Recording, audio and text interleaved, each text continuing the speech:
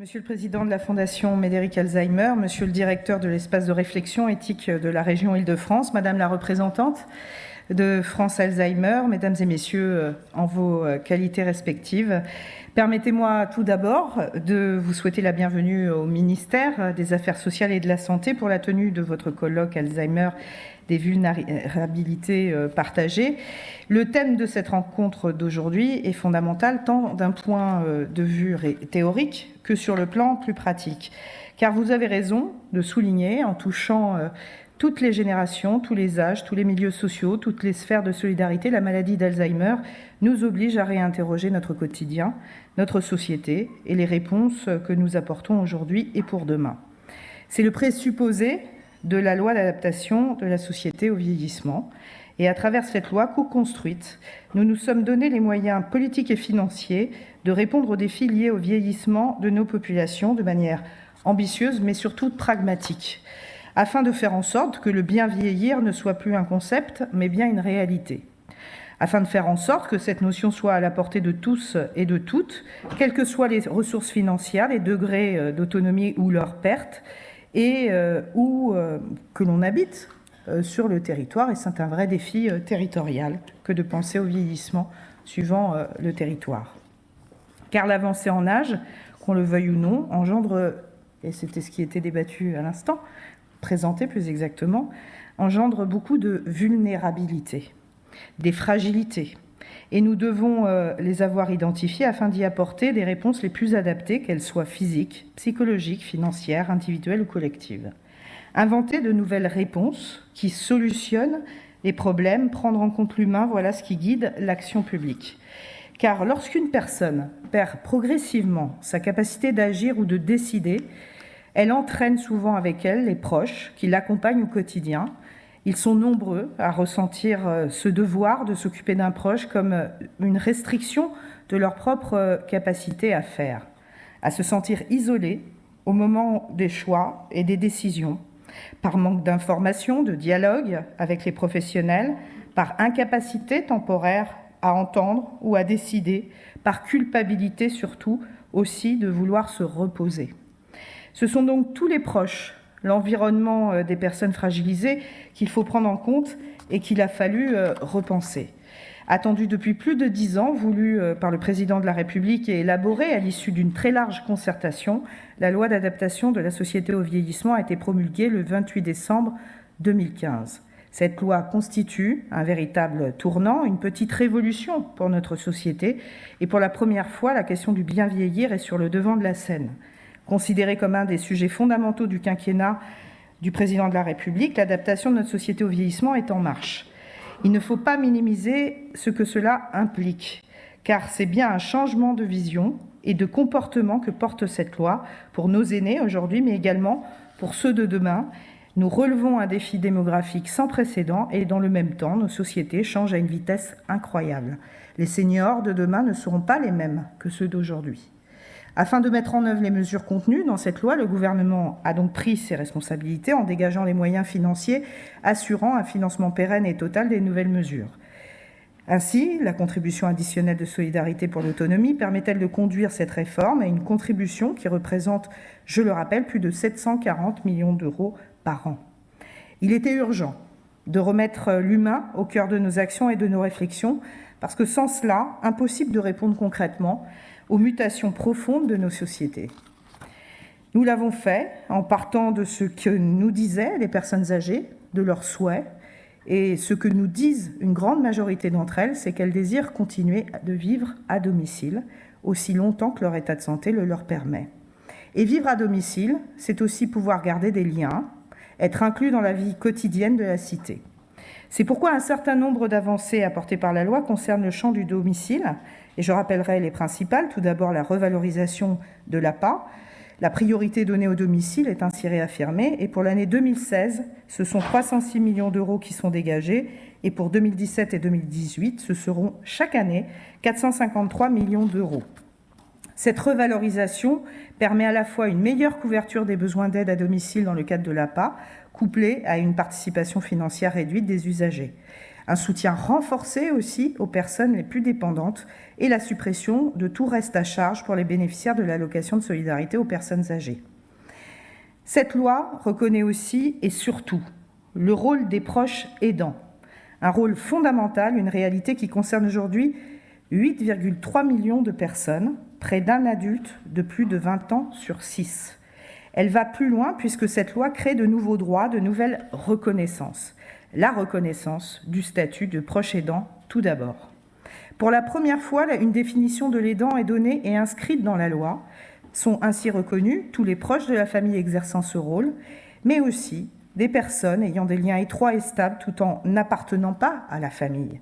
L'aide régulière et fréquente peut prendre différentes formes, du ménage à la préparation des repas, de la toilette à la présence physique, en passant par l'aide financière ou morale.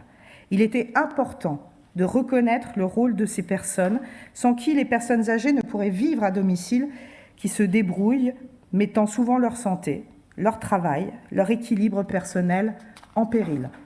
En parallèle de cette reconnaissance, la loi apporte enfin un nouveau droit social pour les aidants, le droit au répit. Dorénavant, lorsqu'une équipe médico-sociale du conseil départemental définit le plan d'aide APA de la personne âgée, elle évalue également les besoins inhérents et peut alors mettre en place des dispositifs répondant aux besoins du répit. Le plan d'aide APA de la personne âgée peut ainsi être majoré jusqu'à 500 € par an au-delà des plafonds de l'APA pour financer, par exemple, le recours à de l'accueil temporaire en établissement ou en accueil familial ou des heures d'aide à domicile supplémentaires. Cette mesure est entrée en vigueur le 1er mars 2016. La loi permet aussi la mise en place d'un relais auprès de la personne aidée en cas d'hospitalisation de son proche aidant. Il s'agit ici de décharger l'aidant hospitalisé qui n'aura plus le souci de savoir qui pourrait le remplacer. C'est donc un confort, entre guillemets, pour celles et ceux qui ne comptent que sur eux-mêmes, étant seuls à prendre en charge un ou une aînée. Cette aide ponctuelle, dont le montant peut atteindre jusqu'à 992 € au-delà des plafonds de l'APA, pourra ainsi servir à financer un hébergement temporaire de la personne aidée ou un relais à domicile. Et cette mesure est, elle aussi, entrée en vigueur le 1er mars 2016. Enfin, la loi prévoit un assouplissement et élargissement du congé de soutien familial en congé aux proches aidants. Le congé est donc désormais ouvert aux aidants sans lien de parenté avec la personne qu'ils aident. Il faut néanmoins que l'aidant réside avec la personne âgée ou entretienne avec elle des liens étroits et qu'il vienne en aide de manière régulière et fréquente, à titre non professionnel, pour accomplir tout ou partie des actes et des activités de la vie quotidienne, et le décret est en cours de concertation. La loi d'adaptation de la société au vieillissement contient aussi plusieurs articles visant à protéger les droits et les vulnérabilités des personnes âgées, des mesures pour garantir les droits individuels des personnes âgées hébergées ou accompagnées par un établissement ou service social et médico-social avec la désignation d'une personne de confiance, des mesures pour assurer la protection juridique des majeurs, des mesures pour assurer la protection des personnes handicapées et des personnes âgées fragiles, avec notamment une protection renforcée des biens et une extension du champ des responsabilités. La lutte contre la maltraitance financière, que l'on entend comme tout acte commis sciemment à l'égard d'une personne âgée en vue de l'utilisation ou l'appropriation de ressources financières de cette dernière à son détriment, sans son consentement, ou en abusant de sa confiance ou de son état de faiblesse physique et psychologique, n'a pas été oublié. En effet, afin d'assurer la protection patrimoniale des personnes âgées vulnérables, le champ de l'interdiction de recevoir des libéralités a été étendu, en particulier aux volontaires et à certains intervenants à domicile. Plus précisément, sont visés par cette interdiction des personnes physiques propriétaires, gestionnaires, administrateurs ou employés d'un établissement ou service à la personne portant sur l'assistance aux personnes âgées, handicapées ou aux autres personnes ayant besoin d'une aide personnelle à leur domicile ou d'une aide à la mobilité dans l'environnement de proximité favorisant leur maintien à domicile. Les bénévoles et les volontaires qui agissent en leur sein ou y exercent une responsabilité, le couple ou l'accueillant familial soumis à un agrément et son conjoint, son partenaire pacsé ou son concubin, c'est des ascendants ou descendants en ligne directe. les employés de maison accomplissant des services à la personne portant sur l'assistance aux personnes âgées, handicapées ou ayant besoin d'une aide personnelle. Fragilisée par l'altération de ses capacités, la personne âgée fréquemment isolée est la victime idéale et souvent silencieuse de la maltraitance financière. Le rapport de 2008 de la Fédération internationale des associations de personnes âgées, réalisé suite à une enquête menée en France, en Italie, en Espagne, en Belgique, faisait déjà état d'une progression alarmante de malversation financière à la personne âgée au domicile et en établissement. C'est pourquoi j'ai souhaité mener la réflexion plus avant et renforcer la protection contre la maltraitance financière en confiant une mission au président de la Fédération internationale des associations pour personnes âgées, Alain Coscas, qui devra me rendre ses conclusions en janvier 2017. Enfin, il est important d'évoquer le plan maladies neurodégénératives 2014-2019. Ce plan, tout comme la loi ASV, privilégie l'engagement de qualité et de maillage de notre territoire. Grâce à une démarche transversale, ce plan va permettre un plan de proximité basé sur la confiance avec les représentants des personnes malades et de leurs aidants.